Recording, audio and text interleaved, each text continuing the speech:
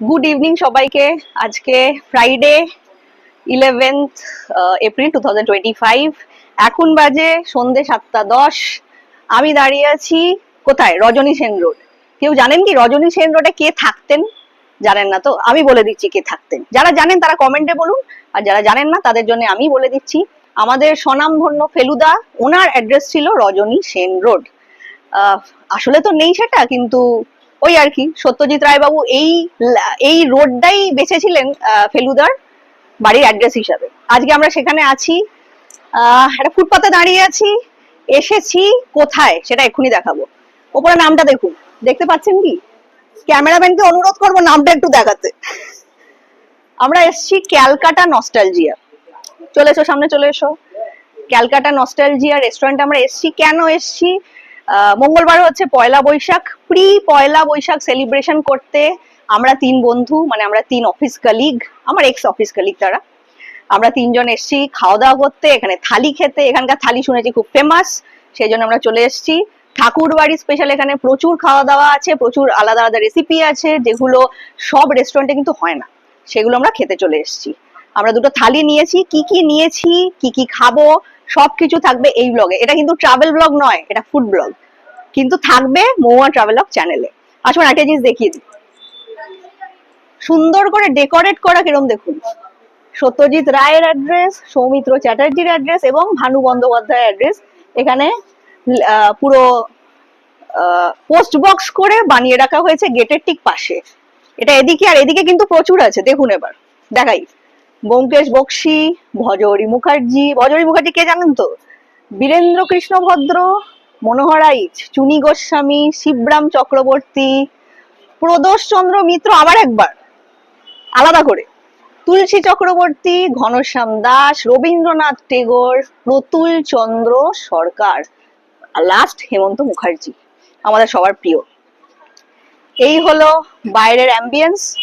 ভেতরে ঢুকবো, ভেতরে অ্যাম্বিয়েন্সটা আপনাদের সবাইকে দেখাচ্ছি। চলে আসুন সঙ্গে।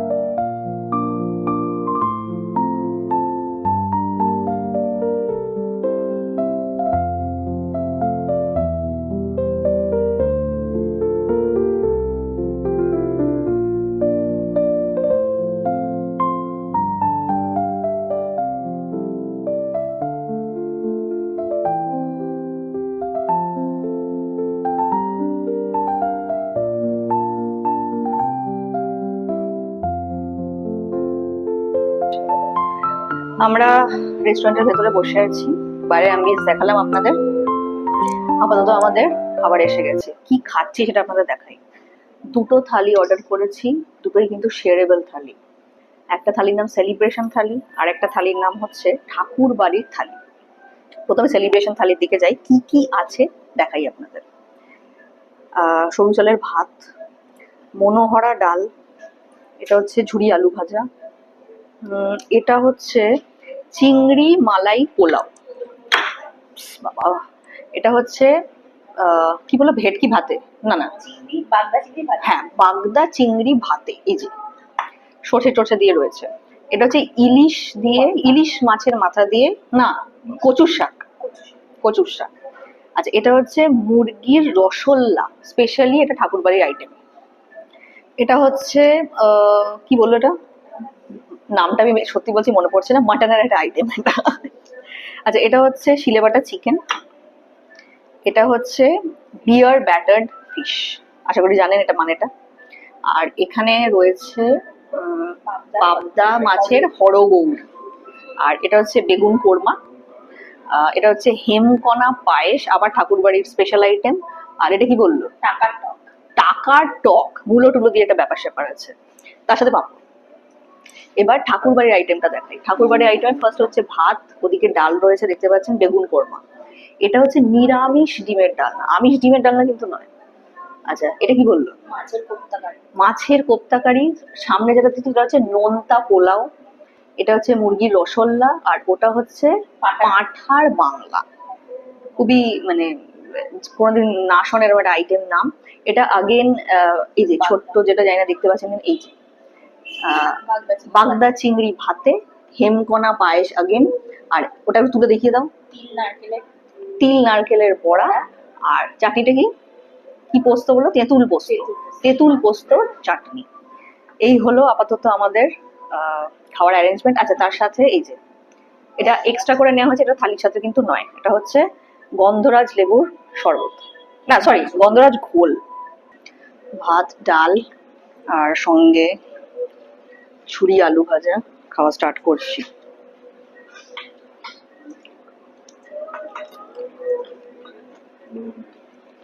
হ্যাঁ, সত্যি ভালো খেতে। ডালটা মিষ্টি মিষ্টি খেতে। ঝুড়ি আলু ভাজার ব্যাপারে আলাদা করে বলার কিছু থাকে না, এতে বাদাম টাদাম কিছু নেই, শুকনো লঙ্কা দিয়ে আলু ভাজা, খেতে ভালো।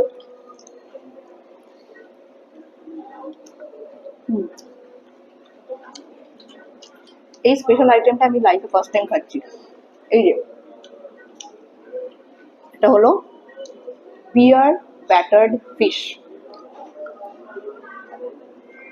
বাহ, এই বিয়ার ব্যাটার্ড ফিশটা খা, অসাধারণ খেতে,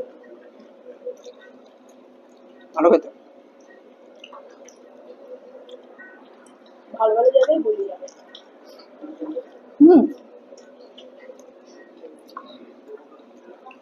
সত্যি ভালো লাগছে। ভাত বেশি খাওয়া যাবে না, ভাত অল্প, সবকিছু টেস্ট করতে হবে। তিল নারকেলের বড়া ডালের সাথে খেতে হবে। টেস্ট করে বলছি কেমন লাগে।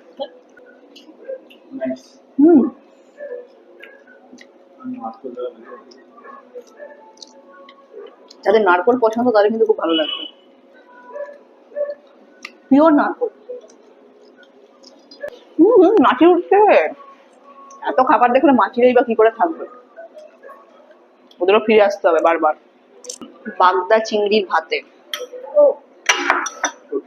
ভালো। আমার সঙ্গীরা বলছে নাকি দারুণ খেতে। Let's see. বাবা,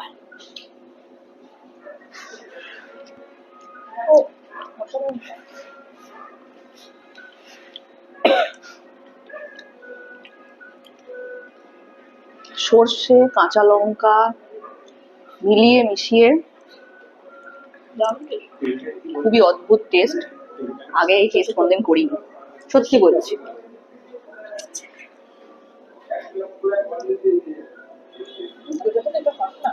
মাখা টাইপের শ্রেডেড চিংড়ি আছে, ছোট ছোট ছোট ছোট পিস করে কাটা, গোটা গোটা চিংড়ি কিন্তু নেই। পেয়েছো? হ্যাঁ আমি পেয়েছি, আমি তখন বুঝতেই পারিনি এগুলো কি। সর্ষে কিন্তু ভর্তি রেসিপিটা, খুব সাবধান। সর্ষে যাদের হজম হয় না তাদের একটু কষ্ট হতে পারে। সিম্পল হিসাব, গ্যাসের ওষুধ খাবেন চলে আসবে, আমি তাই করেছি।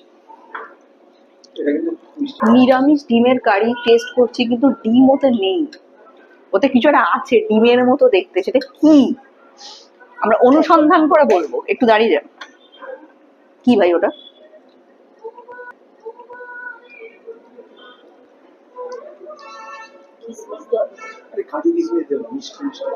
হে ভগবান, আমি তো ওটাই তো খাচ্ছি।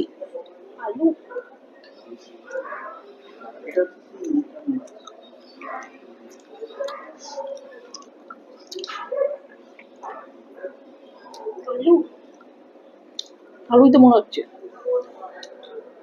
একটা আলুকে পুর ভরে দিয়ে দিয়েছে মিষ্টি গ্রেভির সাথে, তাতে কাজু কিশমিশ হ্যান ত্যান এসব আছে। না না, ডিমের ডিমের নিরামিষ ডিমের কারি 100% লেখা ছিল, সেটা বললো তো। নিরামিষ বলে আলুর মতো দেখতে ডিমটা, মানে ডিমটাকে আলুটাকে ডিমের শেপ করে বোকা মনে যাবেন না, নিরামিষ ডিমের কারিতে ডিম নেই, আছে আলু, শেপটা ডিমের মতো। এই যে এত বড় সাইজের একটা লম্বা বেগুন, বেগুনের কোরমা খাবো।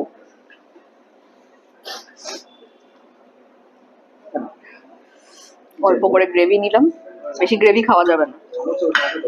চিংড়ি মালাই পোলাও টেস্ট করে দেখছি।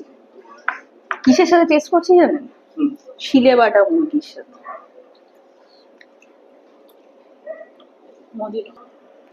চিংড়ি পোলাও জমে ক্ষীর, শিলে বাটা চিকেন, খুব প্লেন, ভেরি টেস্টি। সাইজটা কি বোঝাতে পারছি আমি? পাবদা মাছের হরগৌরি, চিংড়ির পোলাও খাচ্ছি, তার সাথে আবার কার সাথে খাচ্ছি? পাবদার হরগৌরির সাথে। ও সর্ষের ঝাঁঝ পাবদার হরগৌরিতে। চিকেনের পিস বড়, খারাপ না। ও খেয়ে দেখ, শুধু তাতে নিচ্ছি, মাখছি, মুখে চালান করে দিচ্ছি। মিস্টার মাধব রাউত এখন ট্রাই করছেন পাঁঠার বাংলা। জানি না উনি কেমন খাচ্ছেন। কেমন লাগছে আমার মাধব? একটু জোরে বল, কেউ শুনতে পাবে না। সুন্দর, নরম, হ্যাঁ অনেকটাই নরম। একটুখানি টান করছেন করে মুখে চলে আসছে। আর কাইটা কেমন খেতে, টেস্টটা? ঝাল নেই অতটা, মিষ্টিও বলবো না, নর্মাল আছে, বাড়ির মতো। ভালো না খারাপ? ভালো। মাটন ভালো লেগেছে। আর এখানে আরেকজন খাচ্ছে হচ্ছে, এখানে আরেকজন কি খাচ্ছে? ও খাচ্ছে নোনতা পোলাও উইথ মুরগি রসল্লা। এখানে অনেক কিছু পড়ে আছে, এখনো খায়নি। চিকেনের সিলে বাটা মুরগি পড়ে আছে, মানে খেয়ে আপাতত এই অবস্থা। কেমন লাগছে খেতে? অসাধারণ লাগছে। এনার আইডিয়াতেই আমরা এখানে এসেছি। প্রথমে হ্যাঁ, সঙ্গে সঙ্গে ক্রেডিটটা নিয়ে নেওয়া হলো। ঠিক আছে, আপনারা সবাই দেখে নিন, ইনি হচ্ছেন দীপশিকা মিত্র, ইনি আমাদের এখানে এনেছেন। আর একজন তো মানে মটনে পুরো চুর হয়ে যাচ্ছে। মটনের নাম হচ্ছে মাংসের গড়গড়ে, কালকে ধরে খড়, এখন লাগছে পাতার হাওয়া করে। কেমন লাগছে? অসাধারণ লেগেছে খাওয়া দাওয়া, কিন্তু খেয়ে আমি একটু বিধ্বস্ত হয়ে পড়েছি, তাই টায়ার্ড লাগছে। আমার তো দারুণ লেগেছে, চিকেন মাটন সবই ভালো ছিল। খারাপ ছিল হচ্ছে মাছের কোপ্তা গালিয়া বলে একটা কিছু ছিল, ওই কোপ্তা কারি, ওটা একদম আমার ভালো লাগে না পার্সোনালি, আপনাদের হয়তো ভালো লাগতেও পারে। একটা দুটো কথা বলে দিই এই রেস্টুরেন্টের ব্যাপারে। আমরা অনলাইনে দেখেছিলাম অনেকেই খাওয়া দাওয়া করছে, তাই এসেছিলাম। অন্য রেস্টুরেন্টে যে সাজিয়ে যে ব্যাপারটা দেয়, কাঁসার থালায় হোক বা মাটির থালায় হোক, এখানে সেই ব্যাপারটা একদমই নেই। ওই কলা পাতা দিয়ে সুন্দর করে যে গার্নিশ করে দেওয়ার ব্যাপারটা, পরিবেশনের ব্যাপারটা এখানে একটু খুবই নর্মালাইজ, সেরকম কিছু। তো মাংসের গড়গড়ার যে মাটনের পিসটা ছিল ওটা খুব একটা ভালো ছিল না, এটা একটা প্রবলেম। আদারওয়াইজ খাওয়া দাওয়া ভালো। এক্সেস খাওয়া দাওয়া করে ফেলেছি, আর নেওয়া যাচ্ছে না। আমরা গাড়ি ধরবো বাড়ি যাওয়া। ব্লগটা কেমন লাগলো অবশ্যই জানাবেন। এটা ফুড ব্লগ, আবার বলছি, এটা কিন্তু ট্রাভেল ব্লগ নয়। এটা কিন্তু সম্পূর্ণ আমরা পয়লা বৈশাখে খেতে এসেছি বলে আমি ভাবলাম এক কাজ করি, আপনাদের সবার সাথে শেয়ার করি আমরা কি খাচ্ছি, কোথায় খাচ্ছি, যাতে আপনারাও এসে জায়গাটা চেক আউট করতে পারেন। খুব একটা দূরে নয়। আমরা এখন দাঁড়িয়ে আছি রবীন্দ্র সরোবর মেট্রোর একদম কাছাকাছি। জায়গাটা দেখে নিন, এখানে আমরা দাঁড়িয়ে আছি। আমরা এখন গাড়িতে উঠবো। আপনার কিন্তু মেট্রোর অপশন আছে, একটু হাঁটতে হবে, তাহলে কিন্তু রবীন্দ্র সরোবরের যে মেট্রো আপনি সেটা পেয়ে যাবেন, অ্যাক্সেস করতে পারবেন, খুবই কাছাকাছি। তো সবাই ভালো থাকবেন, সুস্থ থাকবেন। আবার দেখা হবে নেক্সট ব্লগে। গুজরাট সিরিজ নিশ্চয়ই দেখছেন, যদি না দেখে থাকেন ইমিডিয়েট বেসিসে গিয়ে চেক আউট করে নিন। ফার্স্ট ভিডিও, ফার্স্ট ব্লগ চলে এসছে, সেকেন্ড ব্লগ 1 থেকে 2 দিনের মধ্যে চলে আসবে। Thank you so much.